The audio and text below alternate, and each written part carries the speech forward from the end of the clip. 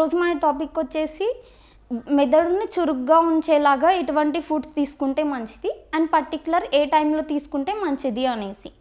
So జనరల్గా ఏంటంటే మెదడుని చురుగ్గా ఉంచాలి అంటే ఫస్ట్ ఫిజికల్ యాక్టివిటీ అనేది చాలా ఇంపార్టెంట్. ఫిజికల్ యాక్టివిటీ రెగ్యులర్గా చేసుకుంటూ ఉండాలి. అండ్ ఆల్మోస్ట్ ఏంటంటే మన బ్రెయిన్ అనేది మోర్ దెన్ 60% అనేది ఫ్యాట్తోనే ఉంటుంది, మేడప్ ఆఫ్ ఫ్యాట్. సో ఏంటంటే దీంతో పాటు దీనికి గుడ్ ఫ్యాట్ యాడ్ ఆన్ అవుతే కొంచెం మెదడు అనేది కొంచెం షార్ప్ అంటే చురుగ్గా పనిచేస్తుంది. లైక్ సమ్ ఒమేగా 3 కానీ ఒమేగా 6 ఇవన్నీ కూడా ఏంటంటే చాలా హెల్ప్ అవుతుంది బ్రెయిన్ని షార్ప్ చేయడం కానీ, యాంటీ ఇన్ఫ్లమేటరీ, యాంటీ ఆక్సిడెంట్ అనమాట. సో ఏంటంటే ఫ్యాటీ ఫిష్ కానీ, డ్రై ఫ్రూట్స్ కానీ, డేట్స్ ఇంకా walnuts, fatty fish, like chocolate, dark chocolates, caffeine ఇవన్నీ కూడా ఏంటంటే యాంటీ ఆక్సిడెంట్, యాంటీ ఇన్ఫ్లమేటరీ ఉంటుంది. సో ఈ టైప్ ఆఫ్ ఫుడ్ ఏంటంటే బ్రెయిన్ని కొంచెం షార్ప్ చేయడానికి హెల్ప్ అవుతుంది. అండ్ ఏంటంటే కెఫిన్ ఏంటంటే స్ట్రెస్ని ఓవర్కమ్ చేయడానికి కానీ యాంటీ ఆక్సిడెంట్ కాబట్టి ఇది ఒకటి తీసుకోవచ్చు. అండ్ పంప్కిన్ సీడ్స్ కూడా ఏంటంటే anti inflammatory and anti oxidant food. So ఇది కూడా మీరు రెగ్యులర్గా ఇంక్లూడ్ చేసుకోవచ్చు. ఫ్యాటీ ఫిష్ కూడా చాలా ఒమేగా 3 ఉంటుంది. సో బ్రెయిన్ ఫంక్షన్కి చాలా హెల్ప్ అవుతుంది. సో ఇది కూడా మీరు రెగ్యులర్గా ఇంక్లూడ్ చేసుకోవచ్చు. డార్క్లో చాక్లెట్స్ ఏంటంటే 60% ఆఫ్ కోకో యాడ్ ఆన్ అయి ఉంటుంది. సో ఇది కూడా ఏంటంటే మనకు డార్క్ చాక్లెట్స్ కూడా బ్రెయిన్ షార్పనింగ్కి కొంచెం హెల్ప్ అవుతుంది.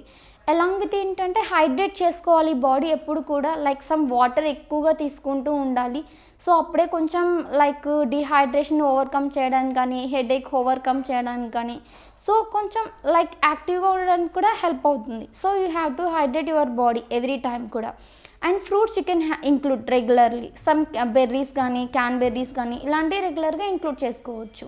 క్యాలరీస్ అంటే ఏంటంటే అమౌంట్ ఆఫ్ ఫుడ్, మనం ఏదైతే ఫుడ్ తీసుకుంటామో ఆ ఫుడ్ నుంచి వచ్చే ఎనర్జీని క్యాలరీ అంటాము. ఇది మనం మెజర్ చేయాలంటే జౌల్స్లో కూడా మెజర్ చేస్తాము జనరల్గా.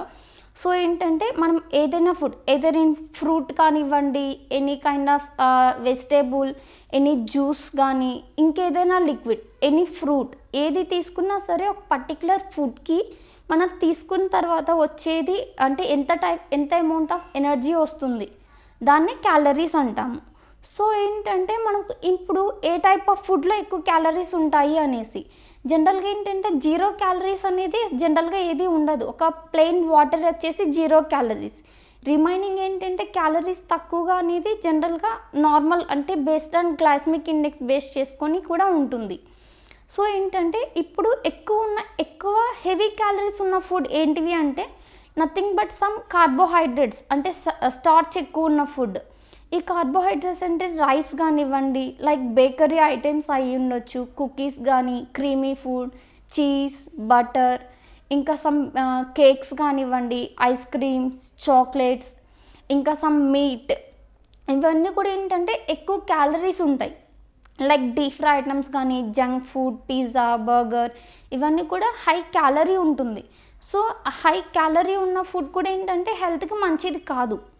సో నార్మల్గా తీసుకుంటూ ఉండొచ్చు. హై క్యాలరీ ఉన్న ఫుడ్ కూడా మంచిది కాదు కాబట్టి సో ఇలాంటి కొంచెం తీసుకోవడం వల్ల ఏంటంటే ఇప్పుడు దేర్ ఆర్ సో మెనీ అంటే చాలా ప్రాబ్లమ్స్ వచ్చే ఛాన్సెస్ ఉంటుంది.